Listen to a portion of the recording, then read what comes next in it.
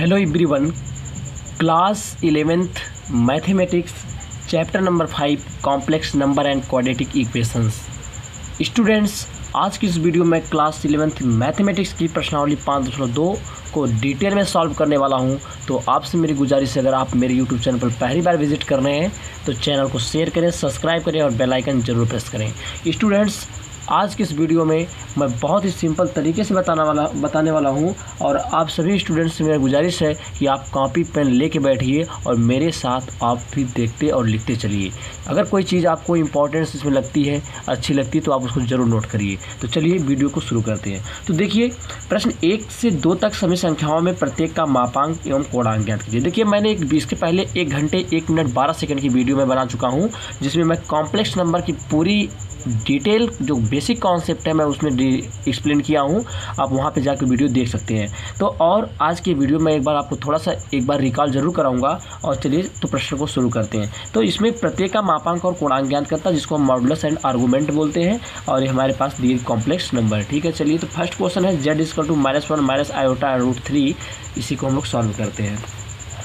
तो चलिए देखिए, तो क्वेश्चन आपका है मापांक एवं कोणांक ज्ञात करना है। ठीक है, यहाँ पे हमें गिवन है, दिया है क्या, z = -1 - i/√3। हर एक कॉम्प्लेक्स नंबर का हमें क्या निकालना, देखिए मैं लिख देता हूँ, साइड में लिखता हूँ मापांक बताना है और क्या बताना है, कोणांक बताना है। ठीक, जिसको हम लोग कहते हैं मॉडुलस, और इसको क्या बोलते हैं बच्चों, आर्गुमेंट। क्या बोलते हैं, आर्गुमेंट। क्लियर। चलिए तो शुरू करते हैं। तो एक छोटा सा रिकॉल कराना चाहता हूँ आपको। देखिए, जैसे मान लीजिए आपके पास क्या है, एक कोई कॉम्प्लेक्स नंबर है z। ठीक, और z = सपोज करिए आपका a + ib आपके पास एक कॉम्प्लेक्स नंबर है। ठीक, तो इसका जो क्या होता था, मॉडुलस होता था, मॉडुलस यानी कि मापांक। ठीक, मॉडुलस ऑफ कॉम्प्लेक्स नंबर, वो उसको मॉड z में लिखते हैं, यानी कॉम्प्लेक्स नंबर का मॉडुलस, ये जो मॉडुलस को रिप्रेजेंट करता है, √a² + b²। यही था, माने रियल पार्ट का वर्ग प्लस इमेजिनरी पार्ट का वर्ग। और आर्गूमेंट क्या होता है, आर्गूमेंट क्या होता है, एक चीज़ ध्यान से देखिए। आर्गूमेंट जो से हम थीटा से डिनोट करते हैं, वो क्या होता है, वो आपका क्या होता है कि tan थीटा, जिसको थीटा से डिनोट करते होता है tan इनवर्स mod b/a। ये होता है हमारा क्या, किसी भी कॉम्प्लेक्स नंबर का आर्गूमेंट। क्लियर। अच्छा, अब एक चीज़ ध्यान दीजिएगा। तो अब हम क्या करते हैं, एक्सरसाइज का पहला क्वेश्चन लेके चलते हैं। तो इसको हम बना लेंगे बच्चों क्या, इक्वेशन नंबर फर्स्ट। अब देखना, तो मापांक कैसे निकलता है मैंने आपको बता दिया, जिसको मॉडुलस बोलते हैं। मापांक हो जाएगा जिसको मॉड z लिखेंगे, √, देखिए रियल पार्ट यानी -1 का square plus -√3 of whole square. तो इसको सॉल्व करेंगे तो क्या मिलेगा बच्चों, हमें ये 1 का स्क्वायर 1 प्लस इसका स्क्वायर करेंगे, रूट हट जाएगा, √4 दिस = 2। ये हमें क्या निकल गया बच्चों, एक आंसर मिल गया हमें, मापांक निकल गया। ठीक, कॉम्प्लेक्स नंबर का मापांक आ गया हमें कितना, 2 मिल गया। आप ध्यान से देखिएगा। इसके बाद हम लोग बात करते हैं आर्गूमेंट की, जिसको हम लोग हिंदी में बच्चों क्या कहते हैं, कोणांक। आर्गूमेंट कहते हैं, हिंदी में क्या कहते हैं, कोणांक। ठीक, जिसे हम थीटा से डिनोट करते हैं। तो चलिए, इसके लिए हमने बताया था थीटा = बच्चों होता है tan इनवर्स b/a मॉडुलस। आप देखिए, होता है tan इनवर्स मॉडुलस, b की वैल्यू क्या बच्चों, √3 -√3, और a की वैल्यू क्या है यहाँ पे, -1। ये कहाँ से मिल रहा, देखिए ये रियल पार्ट जो होता है a की वैल्यू होती है, और एक इसकी वैल्यू है b की, और सामने का साइन माइनस है। ठीक, तो b/a ये हो जाएगा tan इनवर्स मॉड में बच्चों √3 हो जाएगा, और ये बनेगा आपका लास्ट में tan इनवर्स √3। अच्छा, एक चीज़ बताइए, tan इनवर्स है तो tan में खोजना पड़ेगा, tan कितने डिग्री की वैल्यू √3 होती है, π/3 की। tan से tan इनवर्स बच्चों हट जाएगा, क्या बचेगा, π/3। ये आ गया हमें क्या, थीटा की वैल्यू। इसी थीटा को हम क्या बोलते हैं बच्चों, आर्गूमेंट। क्या बोलते हैं, आर्गूमेंट ऑफ कॉम्प्लेक्स नंबर, जिसको हम कोणांक हिंदी में कहते हैं। क्या कहते हैं, कोणांक। ठीक, चलिए अच्छा, तो ये हमें निकल गया। देखिए अब आप बात को थोड़ा सा समझिएगा, कोणांक हमेशा बच्चों 2 निकलता है, याद रखिए। तो यहाँ पे हमने कोणांक निकाल लिया, थीटा की वैल्यू π/3। यही थीटा जो होता है कॉम्प्लेक्स नंबर के लिए क्या कहलाएगा, मापांक, सॉरी क्या कहलाएगा, कोणांक कहलाएगा। क्या कहलाएगा, कोणांक। अच्छा, तो कोणांक एक तो निकल गया। सेकंड वाला बच्चों देखो निकालना थोड़ा सा ट्रिपिकल लोग मानते हैं, लेकिन ट्रिपिकल बिल्कुल नहीं है। आप केवल बने रहिए वीडियो में, आपको सिखाता हूँ। तो देखिए अब एक काम क्या करते हैं, अगर मैं थीटा की वैल्यू π/3 निकाल लिया, अब इसके आगे हमें क्या करना है उस चीज़ पे ध्यान दीजिएगा। ठीक, तो देखिए यहाँ पे क्या है, मैं थोड़ा सा स्केल का यूज़ करता हूँ, ध्यान से देखना। ये यहाँ पे आपको बताता हूँ, ये आपका बच्चों देखिए आर्गेंड प्लेन है। बात समझो, किसी भी कॉम्प्लेक्स नंबर को पॉइंट वाइज एक पॉइंट के फॉर्म में रिप्रेजेंट करने के लिए, जैसे बात समझो यहाँ पे हमारा है ना -1 - i√3, इस कॉम्प्लेक्स नंबर को एक पॉइंट के फॉर्म में किसी प्लेन में रिप्रेजेंट करने के लिए जिस तल का हम क्या करते हैं, उपयोग करते हैं, उसे आर्गेंड प्लेन कहते हैं। ये बच्चों हमारा क्या है, आर्गेंड प्लेन है। क्या है, आर्गेंड प्लेन। इसका सेकंड नेम होता है बच्चों कॉम्प्लेक्स प्लेन, ये भी याद रखिएगा। मैं आपको डिटेल एक चीज़ बताने वाला हूँ, ध्यान से समझिए। आर्गेंड प्लेन या जिसको कहते हैं आर्गेड तल या कॉम्प्लेक्स प्लेन या समृद्ध तल कहते हैं। ठीक, अब बच्चों इसमें आर्गेंड प्लेन को क्या कहते हैं, एक्स अक्ष को उसमें रियल एक्सिस कहते हैं। क्या बच्चों कहते हैं, रियल एक्सिस। और ये जो बच्चों आपका वाई अक्ष होता है उसे हम क्या कहते हैं, इमेजिनरी एक्सिस। मतलब क्या होता है, वास्तविक अक्ष और काल्पनिक अक्ष। इमेजिनरी मतलब क्या होता है बच्चों, काल्पनिक अक्ष। तो ठीक ना, ये आपका आर्गेंड प्लेन होता है जिसमें हम किसी कॉम्प्लेक्स नंबर को एक पॉइंट के फॉर्म में रिप्रेजेंट करते हैं। यानी वह तल जिसमें किसी कॉम्प्लेक्स नंबर को एक पॉइंट की तरफ रिप्रेजेंट करते हैं, उस प्लेन को हम क्या बोलते हैं, आर्गेंड प्लेन। और ये होता है आपका ओरिजिन। ओके, अब बच्चों ध्यान देना, अगर मैं बात करूं, यहाँ पे लिखता हूँ, ध्यान समझिएगा, सिंस। अच्छा आप बताइए, कॉम्प्लेक्स नंबर बच्चों हमारे पास क्या था, -1 - तो बच्चों यहाँ से हमारा एक पॉइंट निकलेगा, एक हम कह सकते हैं बिंदु। इतना तो आप इंग्लिश समझ ही सकते हैं। पॉइंट क्या बनेगा बच्चों, -1, -√3। तो आप इन क्लास 9th 8th से ही पढ़ते आ रहे हैं कि देखिए यहाँ पे जो अगर भुज कामा कोट x और y दोनों की वैल्यू नेगेटिव है, तो एक कहाँ मिलेगा, ये पॉइंट कहाँ होगा, थर्ड क्वाड्रेंट में। बात समझिए, थर्ड मतलब तीसरे चतुर्थांश में होगा। देखिए x की वैल्यू नेगेटिव, वो भी ऐसे नीचे आना पड़ेगा, और y की वैल्यू नेगेटिव, ये भी ऐसे आना पड़ेगा। यानी ये पॉइंट यहाँ पे मिल रहा है बच्चों। देखिए -1, ये किस पॉइंट किस में मिलेगा, तीसरे क्वाड्रेंट में। इसमें आपको बिल्कुल डाउट नहीं होना चाहिए। बात समझ आ रही ना, ये जो पॉइंट आपका है किस में मिले, थर्ड क्वाड्रेंट में। तो ये चीज़ लिखना पड़ेगा। बिंदु मैं यहाँ पे लिखता हूँ, ध्यान दीजिएगा, बिंदु -1, -3 तीसरे चतुर्थांश में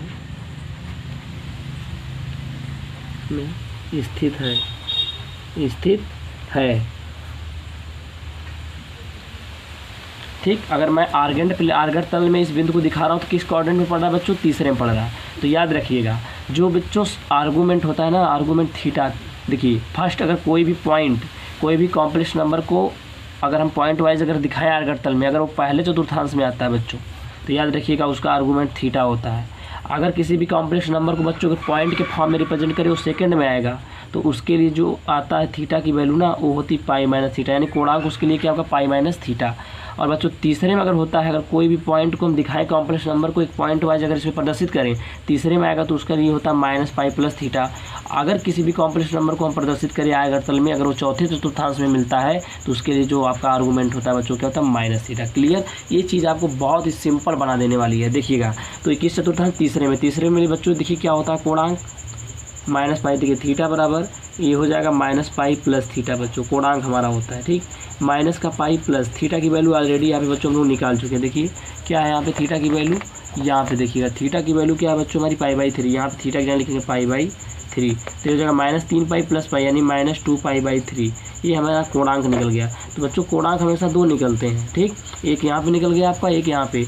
तो इस तरीके से बच्चों देखिए हमने मॉडुलस भी निकाल लिया और कोणांक भी निकाल लिया। तो question number first is also done. ठीक, अब बच्चों हम लोग देखिए क्या करते हैं, अब हम लोग सेकंड क्वेश्चन की बात करते हैं। ठीक, बहुत ही सिंपल तरीके से आपको बताऊंगा, केवल आप बने रहिए वीडियो में ज़रूर सीखेंगे आप। चलिए तो सेकंड क्वेश्चन की बात करते हैं बच्चों। सेकंड क्वेश्चन क्या है बच्चों, z = ध्यान से देखिए z = -√3 + 1 लिख सकते हैं बच्चों। यहाँ पे कोई नंबर नहीं तो 1 लिख देंगे, 1 आयोटा लिख देंगे। ठीक, तो ये आपके सामने देखिए नंबर 2। अब बच्चों हम क्या करते हैं, इसको सॉल्व करते हैं। सेकंड क्वेश्चन आपका है, ठीक, आराम से एकदम ध्यान से देखते रहिए। तो चलिए सेकंड क्वेश्चन को सॉल्व करते हैं। तो यहाँ पे देखिए बच्चों क्या है, तो अगर मैं z इक्वल टू यहाँ पे a प्लस, है ना, a प्लस आयोटा यहाँ पे b लिख देता हूँ, ठीक, बी आई या आयोटा b वही होता है। अगर इससे तुलना करें बच्चों, से क्या करें, तुलना, बात समझना, इससे तुलना करेंगे तो यहाँ पे बच्चों a की जगह हमें क्या मिलेगा, -√3 मिलेगा, देखिए a की जगह, और b की जगह क्या मिलेगा बच्चों, 1 मिलेगा। इतना आपको समझ में आ रहा है। चलिए अगर इतना समझ, तो इसलिए बच्चों जो मापांक होगा, मापांक जिसको हम क्या बोलते हैं, मॉडुलस, कॉम्प्लेक्स नंबर का जो मॉड होगा बच्चों, जिसको दो डंडे के बीच में लिखते हैं, प्रदर्शित करते हैं, दो डंडे से प्रदर्शित करते हैं, ठीक है। मॉड z इक्वल टू क्या होता है बच्चों, ध्यान दीजिएगा, अंडर रूट रियल पार्ट का वर्ग प्लस इमेजिनरी पार्ट का वर्ग, ठीक। तो दिस इक्वल टू बच्चों अंडर रूट हो जाएगा आपका माइनस यहाँ पे √3 ऑफ होल स्क्वायर, और प्लस क्या हो जाएगा बच्चों, एक चीज़ जानिएगा यहाँ पे +1 ऑफ होल स्क्वायर। तो एक चीज़ देखिए, 3 का square 3 + 1, this equal to under root 4, और 4 का स्क्वायर √2 होता है, ये हो गया आपका मॉड ऑफ z। तो इतना आपका एक आंसर ये हो गया बच्चों। इसमें हमने मॉडुलस निकाल लिया, मापांक। अब हम क्या निकालते हैं, ध्यान से देखिए। और अगला पार्ट हम लोग क्या करने वाले हैं, नेक्स्ट बच्चों अब हम लोग निकालेंगे, नेक्स्ट क्या निकालेंगे, आर्गूमेंट। क्या निकालेंगे बच्चों, आर्गूमेंट, जिसको हिंदी में क्या कहते हैं बच्चों, कोणांक कहते हैं। क्या कहते हैं, कोणांक।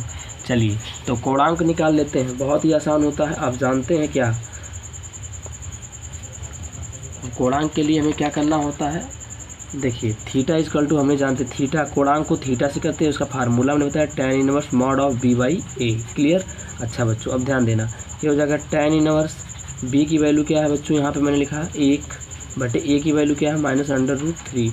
इतना आप समझ रहे हैं। अब आगे देखना, तो ये क्या हो जाएगा बच्चों, tan इनवर्स 1/3 माइनस का भी मॉडुलस लेंगे तो पॉजिटिव निकल गया, मॉड से कोई भी नंबर बाहर आएगा तो पॉजिटिव आता है।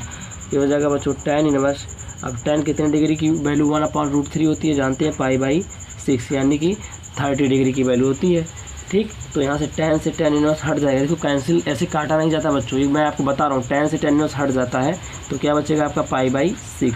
इस तरीके से हमें ये जो थीटा की वैल्यू मिली है, थीटा इक्वल टू क्या मिला है बच्चों, π/6 मिल गया, ठीक। ये हमारा क्या बोला जाएगा, कोणांक बोला जाएगा। क्या बोला जाएगा, कोणांक। अब बच्चों एक चीज़ ध्यान दीजिएगा, अगर मैं थीटा की वैल्यू निकाल लिया तो अब एक चीज़ ये देखते हैं कि एक कॉम्प्लेक्स नंबर जो दिया है वो कहाँ, किस चतुर्थांश में लाई कर रही है, ठीक। तो देखो चूँकि बच्चों सिंस z इक्वल टू क्या, -√3 + 1 आयोटा, ठीक। तो अगर यहाँ से एक पॉइंट हम निकालें, अगर इस कॉम्प्लेक्स नंबर को एक पॉइंट के रूप में लिखें तो -√3, 1 बनेगा। आप समझ सकते हैं कि माइनस कामा प्लस किस क्वाड्रेंट में होता है बच्चों, ध्यान समझिए। इस पॉइंट को, अगर इस कॉम्प्लेक्स नंबर को एक पॉइंट के फॉर्म में लिखा, और इससे क्या करते बच्चे, जब किसी भी कॉम्प्लेक्स नंबर को एक पॉइंट वाइज हम रिप्रेजेंट करते हैं तो वह तल हमारा क्या बोला जाता है, आर्गेंट प्लेन। ये होता है बच्चों हमारा आर्गेंट तल में, या देखिए आर्गेंट प्लेन या आर्गेंट तल में एक्स अक्ष को रियल एक्सिस कहते हैं और वाई अक्ष को क्या कहते हैं, इमेजिनरी एक्सिस कहते हैं, ठीक। और बच्चों ये आपका क्या होता है, ओरिजिन, ठीक। अब ध्यान देना बच्चों, एक चीज़ क्या है, तो ये पॉइंट देखिए बच्चों, ध्यान देना, x की वैल्यू नेगेटिव है, यहाँ मिलेगा ऐसे, x की वैल्यू यहाँ कहीं मिलेगी, और y की वैल्यू पॉजिटिव है बच्चों। देखिए y की वैल्यू पर ऊपर जाना पड़ेगा, यानी x की वैल्यू नेगेटिव है और y की वैल्यू पॉजिटिव है, तो y पे ऐसे आना पड़ेगा, यानी वो पॉइंट कहाँ किस क्वाड्रेंट में मिलेगा बच्चों। तो आप देख रहे हैं कि ये जो आपका नंबर था कहाँ गया, माइनस और कामा और +1 है, ठीक।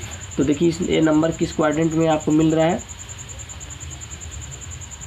सेकंड में। कहाँ मिलेगा, सेकंड क्वाड्रेंट में, -√3, 1 बच्चों। ये जानते हैं ये पॉइंट हमारा कहाँ मिल रहा है, ये सेकंड क्वाड्रेंट में मिलेगा, ठीक। अच्छा अब आप जानते हैं कि ये पॉइंट सेकंड में आ रहा है, तो इसके लिए क्या होता है, लिख देंगे यहाँ पे बच्चों, यहाँ पे लिखेंगे डिटेल में, पॉइंट मतलब बिंदु, कौन सा, -√3, 1, है ना।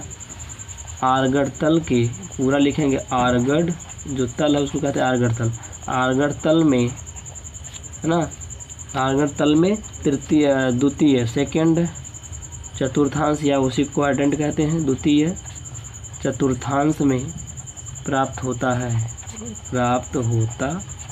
है, ठीक।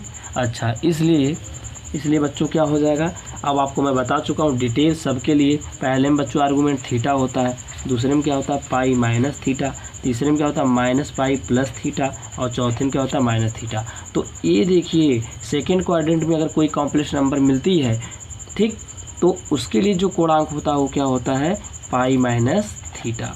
तो बच्चों pi minus what is the value of theta, और value of theta is equal to pi by 6। तो यहाँ पे हम क्या लिखेंगे पाई बाई 6। तो ये हो जाएगा 6 पाई और माइनस का पाई अपॉन 6। 6 पाई में से एक पाई निकालेंगे बच्चों 5 पाई अपॉन 6। तो बच्चों एक तरीके से देखिए हमने क्या कर लिया, यहाँ पे आर्गूमेंट भी निकाल, यहाँ पे मॉडुलस 2 आया था, मापांक भी निकाल लिया। और एक चीज़ ध्यान देना बच्चों, थीटा की वैल्यू से कोणांक कहते हैं, कोणांक हमारा आया था पाई बाई 6, और यहाँ पे कोणांक जो थीटा की वैल्यू मिली है वो क्या मिली 5 पाई बाई 6। इस तरीके से बच्चों कोणांक और मॉडुलस हमने दोनों निकाल लिया। तो question number second is also done.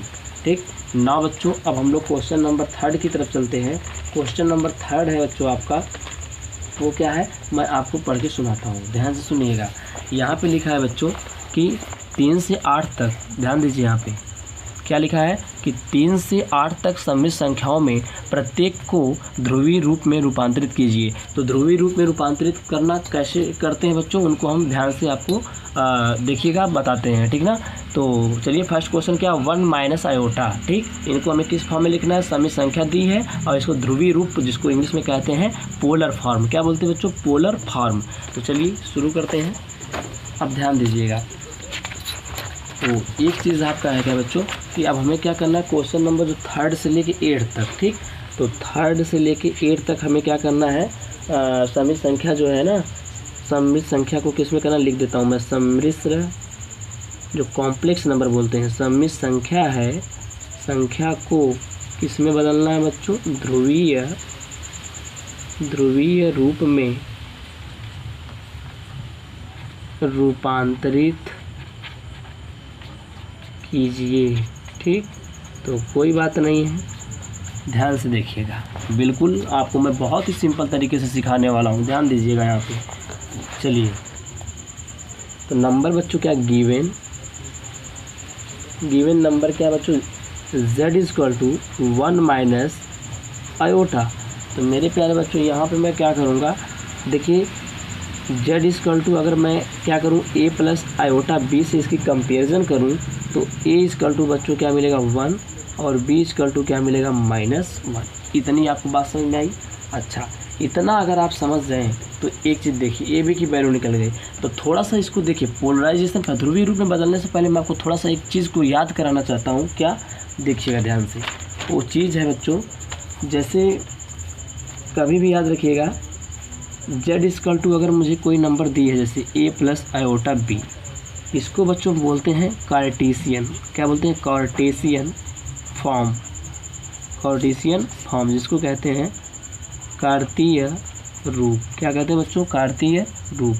और एक चीज़ और ध्यान दीजिएगा आप, अगर मुझको z इक्वल टू क्या दिया है बच्चों, r cos theta plus i r sin theta. देखिए बच्चों कभी कभी ए आर बाहर ही रहता है, मतलब वो कॉमन ले लेते हैं, तो पूरा अंदर भेज दिया हूँ मैं, r क्या थीटा पर i r sin थीटा। ठीक, इसको क्या कहते हैं बच्चों, ध्यान दीजिए, इस चीज़ को हम बोलते हैं, इस चीज़ को बोलते हैं बच्चों पोलर फॉर्म, जिसको हिंदी में क्या कहते हैं, ध्रुवीय रूप। क्या कहते हैं बच्चों, ध्यान से आप समझिए, पहले इसको ध्रुवीय रूप कहते हैं, इस फॉर्म को r cos theta plus i r sin theta को इसको कहते हैं पोलर फॉर्म। ठीक, किसी भी कॉम्प्लेक्स नंबर का पोलर फॉर्म ही होता है। तो पोलर फॉर्म के लिए बच्चों क्या होता है ना, इसमें मैं आपको देखिए बहुत सिंपल तरीके से बता रहा हूँ, इसमें केवल r और थीटा की ज़रूरत होती है। ऐसे मैं सिंपल बता रहा हूँ, ज़रूरत होती है, यानी r की वैल्यू चाहिए थीटा, तो पोलर फॉर्म में चेंज हो जाएगी कोई भी कॉम्प्लेक्स नंबर। तो नाउ स्टार्ट।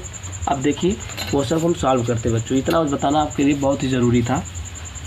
अब देखिए, तो चलिए, तो पोलर फॉर्म के लिए क्या कहते हैं, लिखेंगे सम्मिश्र संख्या का, यहाँ पे लिखेंगे सम्मिश्र संख्या का ध्रुवीय रूप।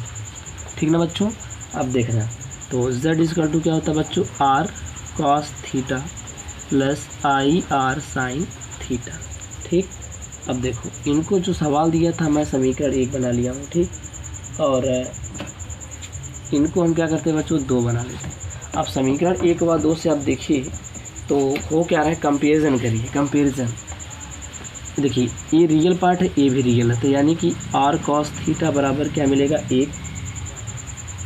ठीक, ये कहाँ से हो रहा है, लिख देता हूँ, समीकरण 1 व 2 से। ध्यान से तुलना करिए, तुलना यहाँ पे 1 क्या रियल पार्ट, यहाँ r cos theta real part. ठीक, तो इसको बना देंगे बच्चों कैपिटल ए इक्वेशन। ठीक, अब ध्यान देना, और एक बनेगा r sin थीटा। देखिए imaginary part r sin theta, यहाँ पर क्या है इमेजिनरी पार्ट बच्चों, क्या है -1 मिलेगा, कुछ नहीं तो क्या मिलेगा -1 मिलेगा, b = -1 इमेजिनरी पार्ट, ये बना लेंगे इक्वेशन नंबर 2। ठीक, अब क्या करें बच्चों, अब क्या करते हैं देखिए, squaring and adding equation first and second. समीकरण 1 का वर्ग प्लस समीकरण 2 का वर्ग करके जोड़ने पर। ठीक, 1 का वर्ग करिए, 2 का करिए और उसको जोड़ दीजिए। ठीक, तो क्या हमें मिलता है, ध्यान से देखना। तो बच्चों यहाँ पे हो जाएगा r² cos² थीटा प्लस इनका वर्ग करेंगे r² sin² थीटा बराबर, देखिए इनका वर्ग 1 का वर्ग प्लस -1 का स्क्वायर। ठीक, देखते चलिए, तो r² बच्चों कामन, तो यहाँ बचेगा cos² थीटा, r² कामन है दोनों में देखिए, और प्लस sin² थीटा, दिस = 1 + 1। तो r² और इसकी वैल्यू 1 होती है बच्चों, और 1 + 1 सिंस यहाँ पे रीजन दे देना, since sin² theta cos² theta = 1 होता है। आप क्लास से इसको 10th 9th से पढ़ते आ रहे हैं। अब देखना, तो r² = 2, तो r बराबर √ क्या हो जाएगा बच्चों, 2 हो जाएगा। क्लियर, इस तरीके से हमने क्या निकाला बच्चों, इस कॉम्प्लेक्स नंबर का अभी मैं r की वैल्यू निकाल लिया। ठीक, जिसको हम r को क्या बोलते हैं बच्चों, मॉडुलस। क्या बोलते हैं बच्चों, मॉडुलस ऑफ कॉम्प्लेक्स नंबर। ठीक, तो r की वैल्यू निकल गई। जब बच्चों r निकल गई तो बहुत ही सिंपल तरीके से हम क्या करेंगे, अब देखना यहाँ से यहाँ, अब हम क्या करते हैं, यहाँ हम क्या करते हैं, अब निकालेंगे हम थीटा की वैल्यू।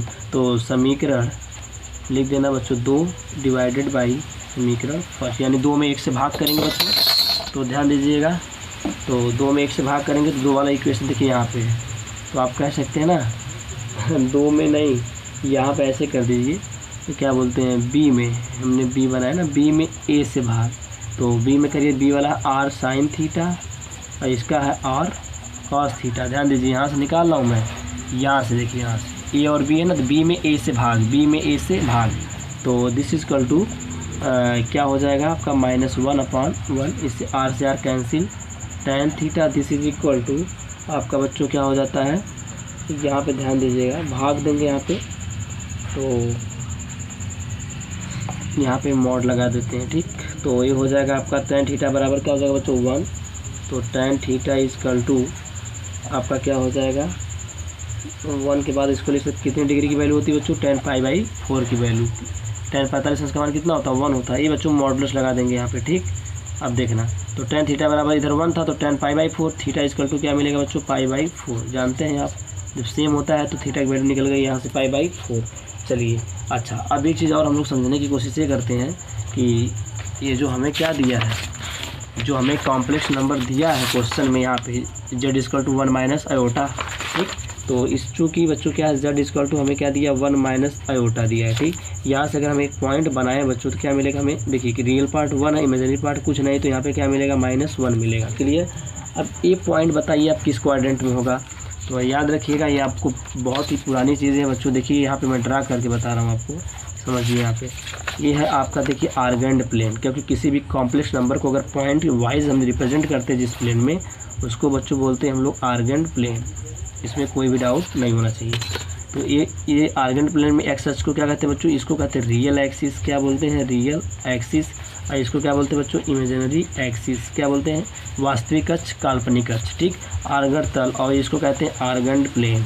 बार बार बता रहा हूँ आपको, भूलिएगा मत, इसको आर्गेंड प्लेन कहते हैं। किसी भी कॉम्प्लेक्स नंबर को अगर पॉइंट वाइज जिस तल में जिस प्लेन में रिप्रेजेंट करते हैं वो तल क्या होता है, आर्गेंड प्लेन।